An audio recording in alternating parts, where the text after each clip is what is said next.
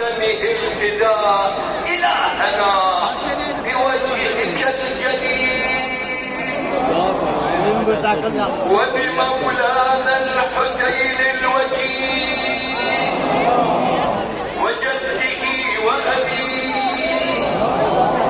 وأمه وأخيه والمعصومين من ذريته وبنيه والمستشهدين بين يديه وبأخيه أبي الفضل العباس قمر العشيرة وبزينب الكبرى العقيلة. يا الله يا الله يا الله عجل وقرب فرج وظهور وليك صاحب الزمان يا الله واجعلنا من أنصاره وأعوانه والمستشهدين بين يديه يا الله.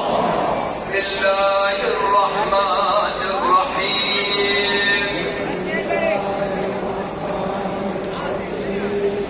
اللهم كن لوليك الحجة ابن الحسن